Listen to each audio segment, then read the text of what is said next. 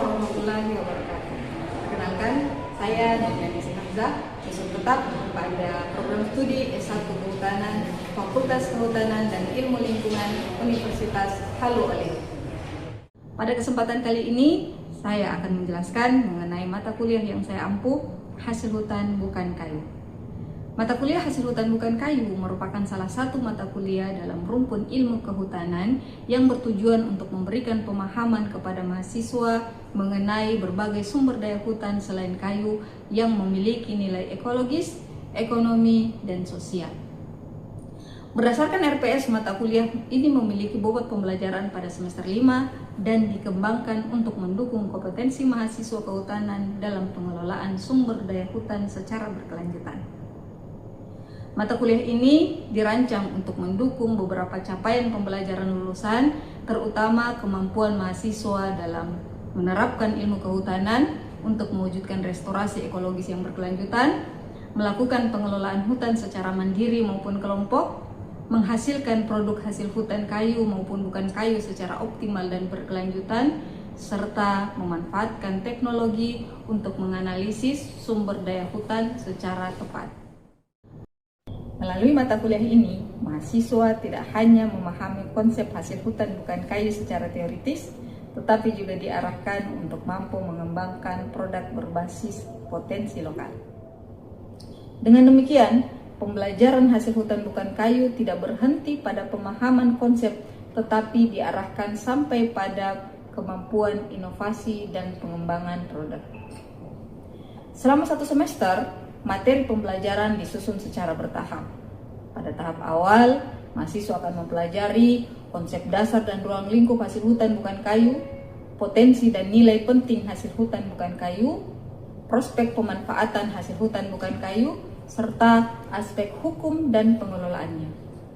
Selanjutnya, mahasiswa akan mempelajari berbagai kelompok komoditas hasil hutan bukan kayu, seperti lebah madu, aren, rotan, bambu, minyak atsiri, juga tumbuhan obat. Pembelajaran dilakukan melalui kombinasi berbagai metode, yaitu ceramah interaktif, diskusi kelompok, kajian artikel ilmiah, pembelajaran berbasis proyek, serta kegiatan menghasilkan atau merancang produk hasil hutan bukan kayu. Setelah memahami capaian pembelajaran mata kuliah hasil hutan bukan kayu, selanjutnya saya akan menjelaskan bagaimana proses pembelajaran dirancang selama satu semester berdasarkan rencana pembelajaran semester atau RPS. Dalam mata kuliah ini, pembelajaran dilaksanakan secara bertahap dan sistematis.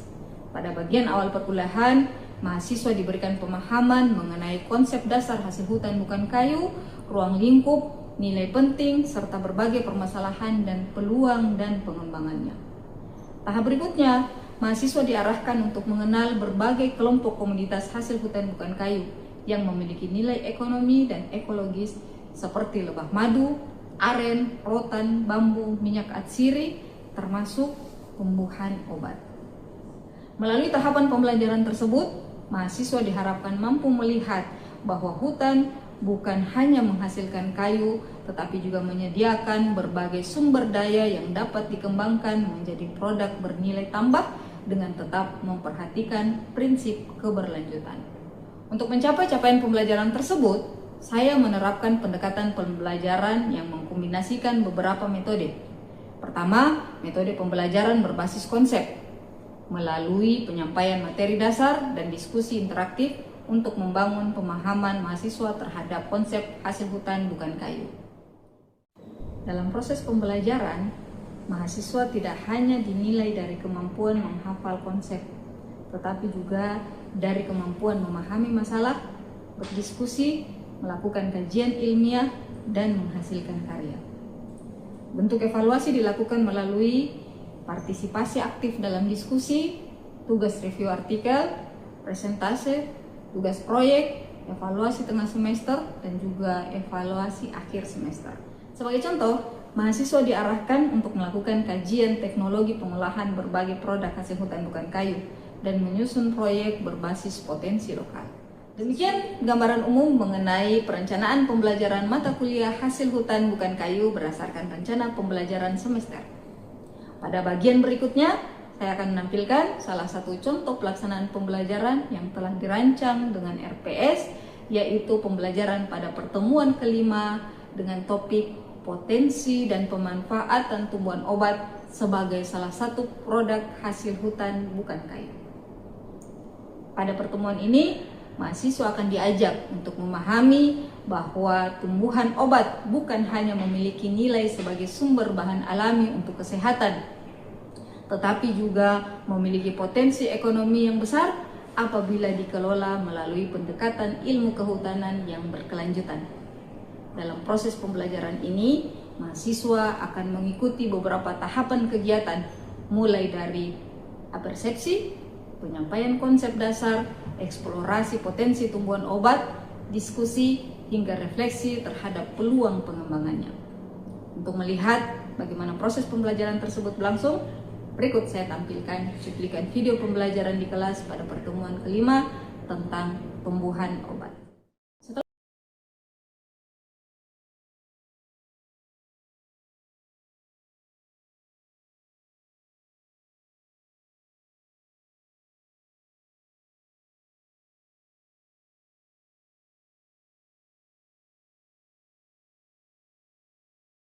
Assalamualaikum warahmatullahi wabarakatuh.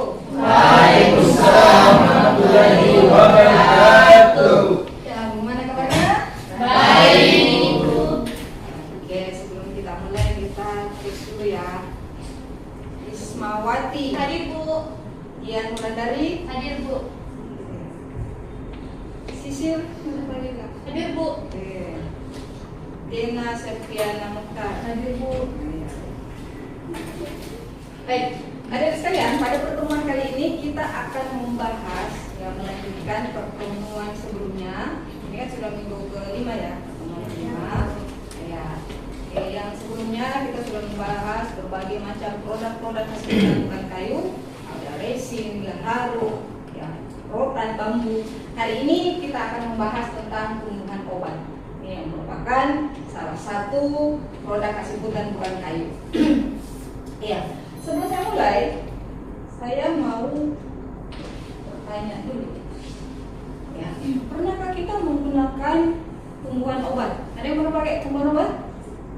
Nah, misalnya pakai jahe kalau yang lagi gatal-gatal lehernya itu ya. Kalau yang luka itu biasa kita pakai kunyit. Ya, apalagi biasanya sambiloto yang demam. Gitu kan? Ya, ini banyak dimanfaatkan oleh orang tua kita, termasuk juga diturunkan ke kita hari ini. Nah, adik-adik sekalian, di antara, nah ini, coba perhatikan gambar ini. Ini salah satu hasil hutan bukan kayu. Pertanyaannya, ya, apa semua ini hanya memiliki fungsi sebagai tumbuhan obat? Ya. Oke, ada yang iya, ada yang tidak, ya. Oke, kita akan lihat. Ya, saya punya tidak ada yang benar dan tidak ada yang salah. Sebentar kita akan lihat, ya, apakah memang ini hanya memiliki tumbuhan fungsi sebagai obat. Tapi intinya memang, ya, satu fungsi utamanya adalah sebagai tumbuhan obat. Meskipun pada kenyataannya di rumah lebih banyak kita pakai di dapur. Ya, oke. Nah, makanya kan kita tidak sadar gitu ya, bahwa makanan yang kita makan sehari-hari itu sebenarnya punya potensi untuk membuat badan kita segar, ya. Karena kenapa? Karena digunakan bahan-bahan dari tumbuhan obat. Untuk melihat tadi apakah tumbuhan ini ya hanya berfungsi sebagai obat, kita akan lihat ya. Tumbuhan obat itu punya banyak nilai strategis, punya banyak nilai penting. Yang pertama, sebagai nilai ekologi, ya, sebagai bagian dari biodiversitas hutan. Ya. Tumbuhan obat ini akan mampu menjaga keseimbangan ekosistem. Ya kan, kalau tidak ada tumbuhan obat, maka di hutan kemungkinan tidak akan juga terjadi keseimbangan ekosistem, ya, karena Karena tumbuhan obat itu bukan hanya tumbuhan yang seperti yang kita lihat tadi. Tumbuhan obat mulai dari tumbuhan bawang, ya, rumput-rumputan, semak, sampai pada tingkatan pohon, itu semua tumbuhan obat. Ya. Nah, ketika salah satu di antaranya rusak atau ya, tidak terjaga, maka tidak akan terjadi keseimbangan ekosistem. Maka inilah nilai yang pertama, nilai penting yang pertama, tumbuhan obat itu sebagai ya bagian dari biodiversitas hutan. Yang kedua, memiliki nilai sosial. Tumbuhan obat ya merupakan bagian dari budaya masyarakat, ya, turun temurun, kan? Tadi yang Dian tadi sampaikan bahwa pernah pakai tumbuhan obat, ya, itu kan kadang bukan dari dokter ya, dari nenek, dari ibu, dari orang tua, orang terdahulu, ya, keluarga-keluarga dari turun temurun. Nah, ini memiliki nilai sosial yang penting. Nah, bagi kita di kehutanan, inilah yang kemudian perlu untuk kita kaji, ya. Kemudian kita teliti lebih lanjut, ya, apa memang betul-betul bisa digunakan sebagai tumbuhan obat dan sebenarnya kenapa bisa menyembuhkan penyakit, kenapa bisa menjaga kesehatan, ya, dan juga kenapa bisa mencegah penyakit. Ya. Tapi satu hal, ketika kita berbicara tentang nilai sosial, ya, kepercayaan dan keyakinan masyarakat, kadang itu yang membantu mereka, ya, prosesnya untuk bisa cepat sembuh. Berikutnya yang ketiga, ya, tumbuhan obat ini punya nilai ekonomi. Ya. Kenapa? Karena digunakan sebagai bahan baku industri herbal. Hari ini ya, masyarakat itu ya sudah berbondong-bondong, sudah mulai meninggalkan itu yang makanan cepat saji. Ya mungkin bagi kita mahasiswa masih banyak yang pakai ya, yang suka cepat saji, pulang kampus mencari makanan yang cepat saji. Tapi sebagian besar ya, apalagi orang-orang tua itu mereka lebih suka untuk kembali ke alam. Nah, sekarang dengan potensi tumbuhan obat itu yang mulai banyak ya, sekarang itu orang-orang tua kalau ditanya mereka mau menyembuhkan penyakitnya, ya banyak-banyak itu menyebutkan dari jahe, kunyit, ya berbagai tumbuhan-tumbuhan obat, sambil dan sebagainya. Ya. Sehingga ya bagi kita mahasiswa ini penting untuk kita memahami itu. Ya, kita punya nilai ekonomi. Ya, berbicara kehutanan ini, ternyata itu juga bisa memiliki industri dari sini. Industri jamu, ya, industri jamu, industri herbal itu sekarang sudah mulai besar, ya, di Jawa. Nah, kalau di Kendari ini, ya, saya yakin ya, akan ada industri yang besar nanti, ya, dan salah satunya adalah ya dari kalian yang memiliki, insyaallah, gitu ya. Ya, jadi kita harus optimis bahwa kita bisa mengembangkan, tetapi ya akan berbeda ini pengolahannya kalau orang-orang yang punya hanya berorientasi pada ekonomi dengan kalian yang mahasiswa kehutanan yang bisa menjaga hutan. Jadi kita tidak hanya berorientasi pada mau cari ekonominya saja, mau mencari keuntungan duniawi saja, ya, tetapi kita juga tetap menjaga kelestarian hutan, dan inilah yang kita butuhkan. Ya. Kenapa hutan semakin rusak? Karena banyak orang yang mencari nilai ekonomi saja tanpa memikirkan kebersamaan itu nanti. Ya. Tapi ya saya berharap kita yang mahasiswa kehutanan ini tidak seperti itu, dan saya yakin. Ya. Jadi karena kita berupaya untuk senantiasa menjaga hutan. Oke. Ya, tadi kita berbicara tentang tumbuhan obat. Apa itu tumbuhan obat? Ada bisa? Itu tumbuhan obat? Bu, ya. Silakan Sisil. Baik Bu, jadi tumbuhan obat itu merupakan salah satu tumbuhan yang memiliki kandungan senyawa bioaktifnya yang mana memiliki fungsi untuk menyembuhkan suatu penyakit. Ya, baik, makasih. Ya, makasih Sisil. Ya, betul sekali. Ya, bisa menyembuhkan penyakit, ya, atau mencegah penyakit, ya, atau juga menjaga stamina tubuh. Ya, makanya ada yang kalau bisa kita sebut kalau minuman kita saraba, ya, itu itu dari apa tuh? Jahe. Jahe. Ya.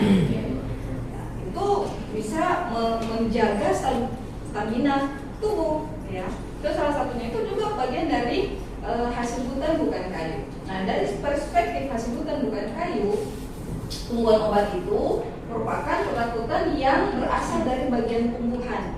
Tidak semua diambil, ya. Misalnya dari bagian batang, kulit, ya, daun, buah, biji, ya. Bahkan ada juga yang akar, ya. Ada yang getah, ya.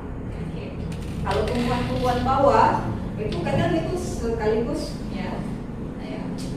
Nah, kalau pemanfaatan kayu, ya, ini berbeda hasil hutan bukan kayu. Ya. Kalau kita butuhkan kayu itu langsung ditebang, sudah habis. Ya. Dan ditebang itu tanaman di sekitarnya, baik itu yang masih kecil ataupun yang perdu-perduan itu bisa rusak.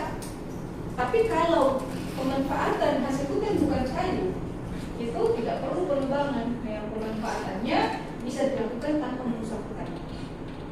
Ya. Dan ini yang menjadi harapan kita ke depannya, ya, bahwa mahasiswa kehutanan diantaranya adalah yang menjaga hutan dengan menyampaikan ke seluruh masyarakat bahwa hutan bukan hanya berbicara tentang kayu, tapi juga berbicara tentang hasil hutan bukan kayu, dan itu tanpa perlu merusak hutan. Oke, nah, keanekaragaman tumbuhan obat, ya, di Indonesia ada lebih dari 30.000 jenis tumbuhan obat itu yang ditemukan di hutan. Ya. Sebagian besar di antaranya, ya, itu ada di Sulawesi. Kalau kita di Sulawesi Tenggara itu yang sudah dipublikasikan itu sekitar tumbuhannya itu sudah ada sekitar 400 lebih jenis tumbuhan obat. Ini akan semakin banyak lagi kalau diantara kalian mengambil, ya, riset, ya, atau penelitian terkait tentang tumbuhan obat. Kita lihat lagi, ya, berapa sebenarnya tumbuhan obat. Nantinya kita akan menghitung, ya, berapa sebenarnya tumbuhan obat yang ada di Sulawesi Tenggara. Karena keanekaragaman hayati kita sangat tinggi. Berdasarkan habitatnya, tumbuhan obat itu bisa berasal dari hutan alam, ya, yang hutan yang tumbuh secara alami, dan juga, ya, yang kedua hutan masyarakat dan agroforestry yang ditanam oleh masyarakat. Nah, tadi kenapa tumbuhan itu bisa mengobati penyakit atau mencegah penyakit, ya, atau bisa menjaga stamina tubuh?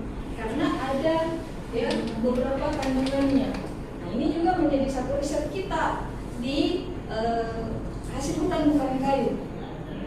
Itu kita bisa melihat, ini kenapa bisa mengobati penyakit. Nah, diantaranya hasil-hasil riset yang sudah kita lakukan, ternyata ada daun, ada akar, ada kulit pohon, ya, yang memiliki senyawa alkaloid. Ya. Senyawa alkaloid ini bisa menjadi antimikroba, ya, dan juga punya potensi farmakologi. Ini bisa menyembuhkan penyakit. Nanti kalau yang teliti lebih dalam, itu dari bagian yang lain lagi, bagian farmasi, obat, dan sebagainya. Oke. Ada juga senyawa flavonoid sebagai antioksidan. Ini kita butuh antioksidan, dan ternyata itu bisa kita temukan di tumbuhan-tumbuhan. Ada terpenoid yang antiinflamasi, ya, kalau kita terluka, gitu, ya, dan juga sebagai perlindungan. Kemudian juga ada tanin sebagai antimikroba. Nah, kalau penelitian-penelitian yang menggunakan kayu, kan, nah ini bisa kandungan tanin itu juga punya potensi untuk, ya, mencegah dari serangan rayap. Nah, keberadaan senyawa, ya, keberadaan senyawa itu tadi bisa menyebabkan tumbuhan obat itu memiliki nilai ekonomi yang tinggi. Makanya, ya, kalau misalnya saya nanti mau penelitian kandungan obat itu mau mengarah kemana, itu nanti kita akan sampaikan kepada kita, publikasikan, ya, bahwa ini kandungannya, dan itu akan menjadi, ya, memiliki nilai ekonomi tinggi untuk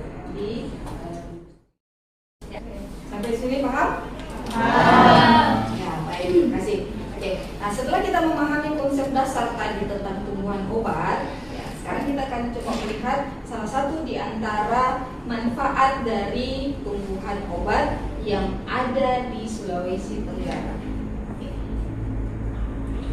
Sobat Kompas.com, kalian tahu nggak ada satu tanaman yang sering dianggap sepele, padahal manfaatnya sekudang. Ya, ini dia daun kelor. Daun kecil ini bukan tanaman biasa.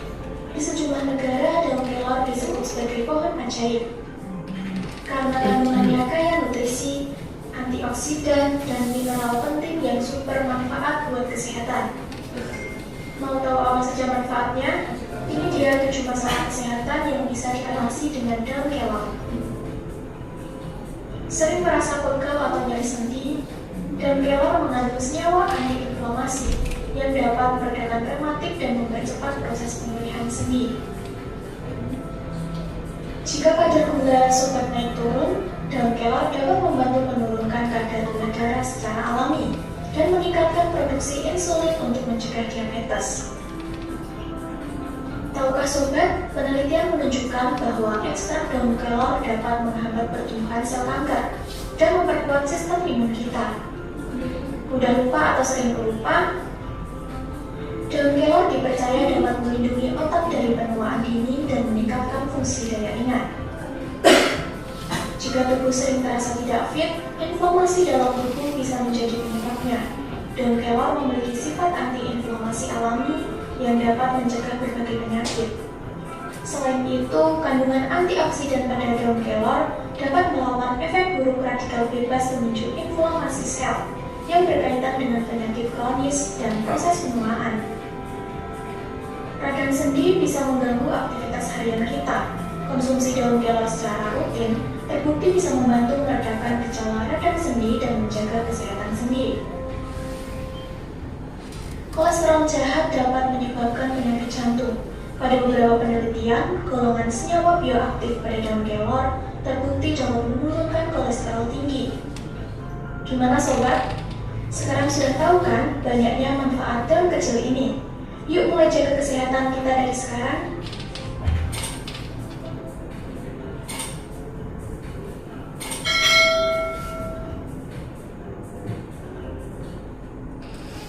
Oke, baik.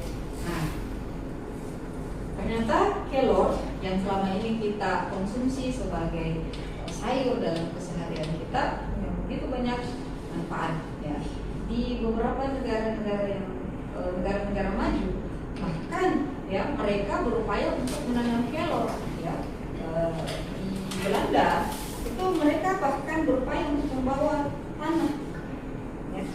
tanah dari Indonesia supaya mereka bisa menanam kelor. Ya, saya nggak tahu kabarnya sekarang bagaimana, yang terakhir apa kelornya sudah tumbuh atau tidak. Nah, intinya adalah kenapa mereka mengejar sampai segitunya, ya? Karena potensi, ya, kelor sebagai tumbuhan obat yang sangat luar biasa. Dari video tadi, ya, kita sudah bisa melihat, ya, bagaimana pengembangan kelor ke depan. Nah, sekarang, ya, saya mau kita diskusi. Kira-kira apa peluang pengembangan tumbuhan obat, ya, khususnya kelor ini, ya, ke depannya, ya, terkait juga dengan keunggulan produk daerah kita. Ya, ada yang bisa? Ya. Baik, terima kasih. Perkenalkan, nama saya Nasrul.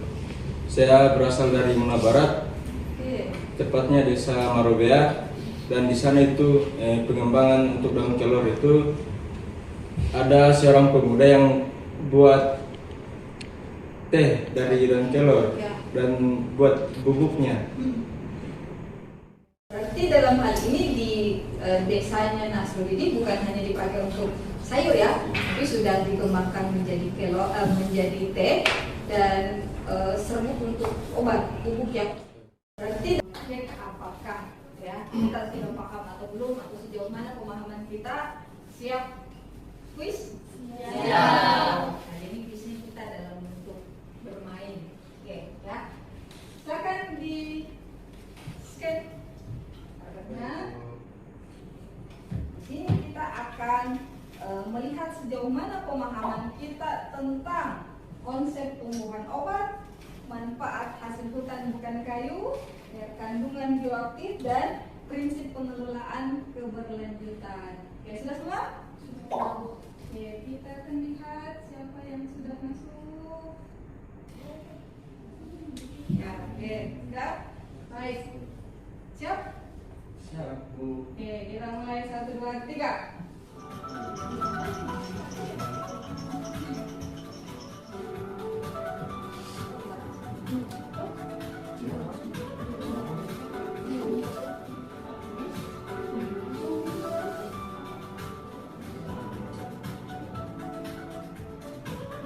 Baik, kita akan lihat siapakah.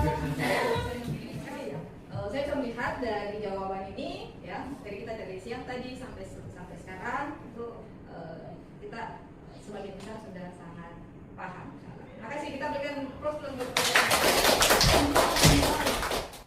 Nah, untuk supaya kita bisa lebih paham, ya, ini saya sudah menyediakan satu buku online, ya, ini buku yang saya tulis sendiri, ya, bisa kita lihat secara online. Ini boleh di-scan, ini untuk membantu kita belajar di rumah, akan memperkuat, ya, materi yang sudah kita bahas tadi. Ya, buku ini akan menambah wawasan kita, ya, menambah lagi wawasan keilmuan kita tentang tumbuhan obat. Baik, nah, terakhir,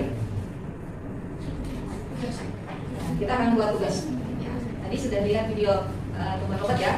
Nah, sekarang tugas kita adalah membuat profil digital satu saja, satu jenis tumbuhan obat seperti tadi, ya. Jadi kalian lihat dari tumbuhan yang ada di daerah masing-masing. Tadi patiwala, komba-komba, sambiloto, ya. Kelor tadi sudah, ya. Yang belum pilih, ya. Pilih bentuk tugasnya. Saya berikan kesempatan kita memilih dari 3 jenis ini tadi. Ini adalah kita membuat profil digital.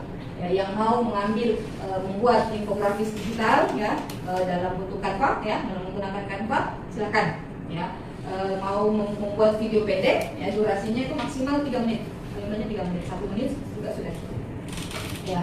Kemudian atau kita mau memilih untuk membuat poster edukasi, ya, ini boleh dipilih salah satu. Oke, ya. Bagaimana caranya? Nah, isi tugas tadi, ya, mau pakai Canva kah, mau pakai video kah, atau mau buat poster kah, ya. Pilih satu jenis tumbuhan tadi, tulis nama lokal dan nama ilmiahnya, ya, apa nama lokalnya di daerah kita, apa nama ilmiahnya, kemudian habitat dan persebarannya di mana saja, ya, kemudian bagian tanaman yang dimanfaatkan sebagai obat itu apa, ya, selanjutnya apa kandungan bioaktif utama, ya, dari tumbuhan obat itu sehingga dia banyak tumbuhan itu banyak dimanfaatkan, ya, sebagai obat oleh masyarakat. Ya, kemudian apa manfaatnya dalam kesehatan, dan yang terakhir, ya, adalah potensi pengembangan berkelanjutan. Lagi kita berharap, ya, bahwa semua kita, ya, berbasis pengelolaan berkelanjutan, ya. Kita berharap setelah dikelola, ya, setelah dimanfaatkan, kemudian tidak bisa dilanjutkan ke depannya, ya. Mudah-mudahan ini bisa menjadi satu, ya, metode pembelajaran yang edukatif, yang nantinya ini bisa juga kita akan sampaikan ke banyak orang, ya. Jadi sekarang kita sudah berbasis digital. Sebagai kesimpulan, ya, dari pelajaran kita hari ini, kuliah kita hari ini adalah bahwa hutan itu bukan hanya menghasilkan kayu saja, tetapi juga menyediakan sumber kehidupan kita, ya, melalui keanekaragaman tumbuhan obat yang bernilai tinggi bagi manusia dan lingkungan. Ya, saya kira demikian. Terima kasih, ya, atas pertemuannya hari ini. Sebelum saya tutup, mungkin ada yang mau didiskusikan? Sudah paham? Baik, terima kasih. Tugasnya saya berikan kesempatan karena ini dalam bentuk digital, ya, saya berikan kesempatan 2 kali pertemuan, ya, atau 2 pekan, insya Allah 2 pekan ke depan, ya, kita kumpul, ya, di pertemuan 2 minggu depan. Ya, demikian, terima kasih, ya. Assalamualaikum warahmatullahi wabarakatuh. Waalaikumsalam warahmatullahi wabarakatuh.